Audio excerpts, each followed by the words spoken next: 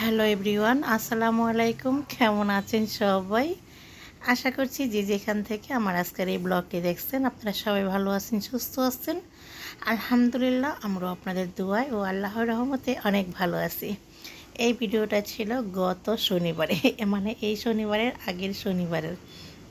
তো যাই হোক, যে কোনো কারণে আমি ভিডিওটা আপলোড দিতে পারিনি। তো অনেক দিন পর আপনাদের মাঝে ফিরে আসছি।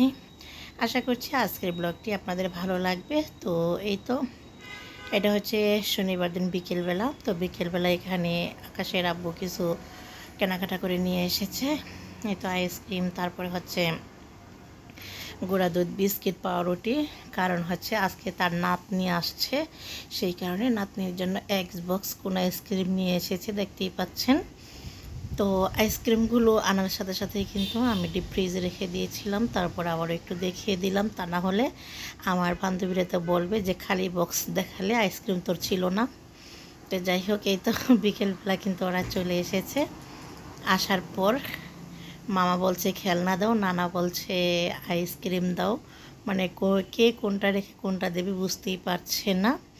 তো আকাশ কিন্তু কক্সবাজার থেকে আয়তমনির জন্য খেলনা নিয়ে এসেছিল। তো ও আসার সাথে সাথেই কিন্তু সবগুলো খেলনা ওকে বের করে দিয়েছে।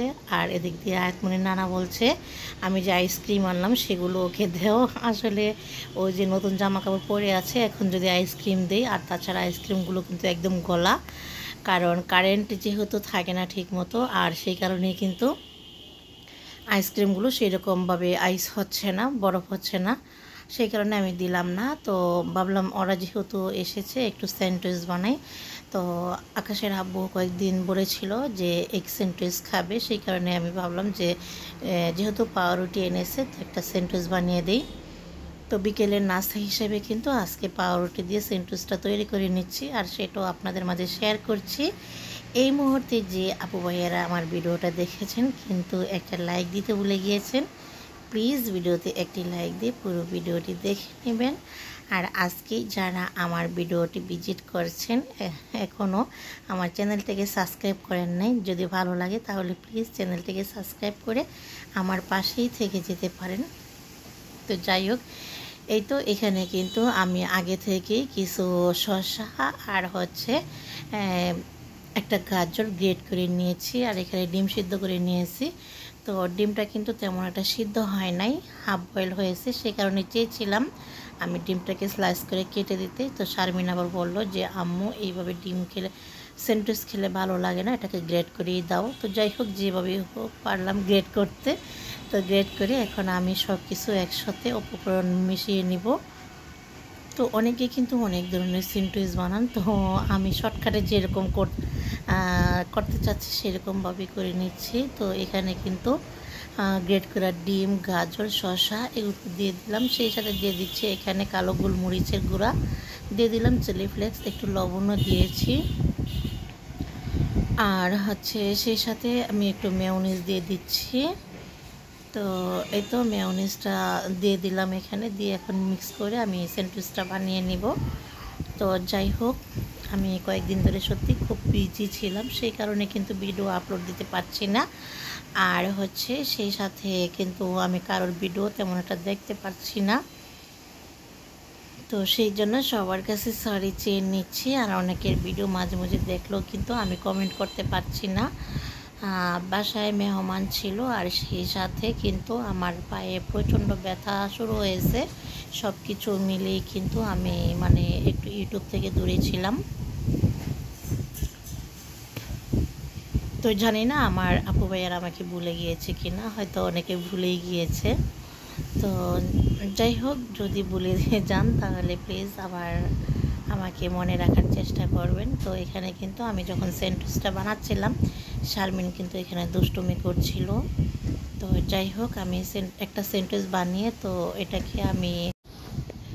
এটা আমি আকাশের আব্বুকে প্রথমে একটা বানিয়ে দিয়ে দিলাম, কারণ ও হচ্ছে নাস্তা খেয়ে আবার চলে যাবে পুরাতন বাড়িতে, কারণ ওর তো ডিউটি শুরু হয় প্রতিদিনই সন্ধ্যার পর থেকে। তো ভাবলাম যে এটা ওকে বানিয়ে দিই, আর ঝাড়ঝাড়টা শেষে বানিয়ে খাবে।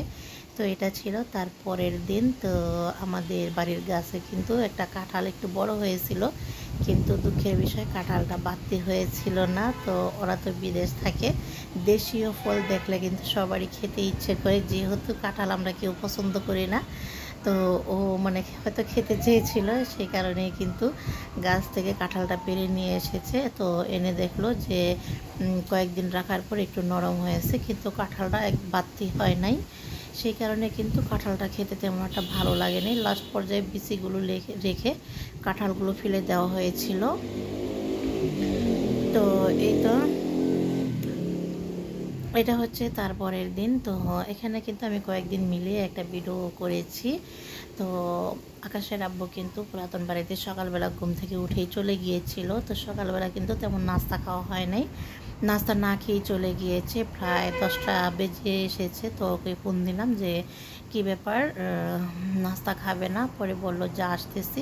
তারপর ও আবার নিজে থেকেই ফোন দিয়ে বলল যে আমি তো বাসায় যেতে পারবো না, যদি পারো একটু নাস্তা নিয়ে আসো। তো কী আর করবো, এই তো আয়াতমণিকে নিয়ে কিন্তু টুকটুক করে আমরা চলে গেলাম সেই আমাদের পুরাতন বাড়িতে। সেই টং ঘরে বসে কিন্তু এই তো নানা নাতিরা বসে নাস্তা খাচ্ছে। তো দেখতেই পাচ্ছেন সকালের ব্রেকফাস্ট এটা। তো তো এখানে দেখতেই পাচ্ছেন, তো আমার ভাইয়ের বউও কিন্তু এসেছিল। তো সেও কিন্তু আমরা তিনজন মিলেই কিন্তু নাস্তা নিয়ে এসেছি। তো আজকে কিন্তু ডালাইয়ের কাজ চলছে, সেই কারণে ও বাড়িতে যেতে পারে নাই। সারাদিনও দুপুরবেলাও কিন্তু ওর জন্য খাবার পাঠিয়েছি, বিকেলবেলাও কিন্তু ওর জন্য আবার নাস্তা নিয়ে এসেছিলাম। তো একদিনে 2বার 3বার এই বাড়িতে আসা হয়েছে সেদিন। তো এই তো এখানে কিন্তু মিস্ত্রিরা কাজ করছিল, তো সেগুলো একটু শেয়ার করলাম মোটামুটি। তো হাজব্যান্ডকে নাস্তা দিয়ে তারপর কিন্তু আবার বাসায় চলে এসেছি। এসে দুপুরে রান্নাবান্না করে নিচ্ছি। তো গরম আর রোদের কারণে কিন্তু তেমন কিছু খাওয়া হচ্ছে না, আর ভালো লাগছে না। তো এই তো ইদানিং কিন্তু পটল নিয়ে আসছে, তো ভাবলাম যে একটু পটল ভাজা করি। পটল ভাজা দিয়ে ভাত খেতে কিন্তু ভীষণ ভালো লাগে। তো চেয়েছিলাম সেই ভাইরাল পটলটা ভাজতে। তো আমি এসে দেখি যে আমার শাশুড়ি মা এইভাবে পটলটা কেটে ফেলেছে। তো সে আর কী আর করবো, সেই কারণে কিন্তু এইভাবে ভেজে তারপর উপর দিয়ে একটু বেরেস্তা ছিটিয়ে দিয়েছি। তো যাই হোক, এত গরমে রোদ্রে ওখান থেকে এসে তারপর আবার রান্নাটা করে নিলাম। বেশ একটু কষ্টই হয়েছে কিন্তু মোটামুটি। তো সাথে কিন্তু আমার ভাইয়ের বউ ছিল, তো সেই কারণে কিন্তু আমার কষ্টগুলো একটু কমই হয়েছে। তো পটলের সাথে এই তো ঢেঁড়স ভাজি করে নিব। প্রথমে আমি তেল দিয়ে নিয়েছি, সেই সাথে কিন্তু কাঁচামরিচ পেঁয়াজ দিয়ে দিয়েছি, আর এই তো ঢেঁড়সটাও দিয়েছি। তারপর লবণ আর হলুদ দিয়ে দিলাম। তো আমি কিন্তু সবসময় ঢেঁড়স আর করলা ভাজির মধ্যে প্রচুর পরিমাণ পেঁয়াজ আর তেল দিই, তা না হলে কিন্তু খেতে আমার কাছে একদম ভালো লাগে না। ইদানিং কেন যেন মাসে মনে হচ্ছে 10 কেজি পেঁয়াজ লাগছে, আর তেলের সংখ্যাটা তো আরও একটু বেশিই লাগছে। তো যাই হোক, তো আমার হাজব্যান্ড যতই বলে যে এত তেল দেয় নাকি, এত তেল দিলে ভালো লাগে না। আমার শাশুড়ি মাও কিন্তু আমাকে অনেক বকাবকি করে। তো আমি বললাম যে তেল বেশি না দিলে কিন্তু তরকারি দেখতেও ভালো লাগে না, আর খেতেও ভালো লাগে না। সেই কারণে কিন্তু আমি তেলটা একটু পরিমাণে বেশিই লাগে, 5 কেজির বেশি লাগে আমার তেল। তো যাই হোক, এই তো এখানে একটু পেঁয়াজেরও বেরেস্তা করে নিয়েছি, সেটাও দিয়ে দিলাম। তো আমরা মা ছেলেরা থাকলে আমাদের প্রতি মাসে 5 কেজি তেল লাগে। আর এখন যেহেতু আমার শাশুড়ি মা আছে, আমার হাজব্যান্ড আছে, আর মেহমানের সংখ্যা একটু বাড়তি, তাহলে তো একটু বেশিই লাগবে তেল। সব কিছুই কিন্তু পরিমাণে বেশি লাগছে, কিছুই করার নেই। তো যাই হোক, তো এখানে পায়েস রান্না করেছিলাম গতকালকে। তো দুপুরে রান্নার ফাঁকে ফাঁকে একটু পায়েস খেয়ে নিচ্ছি।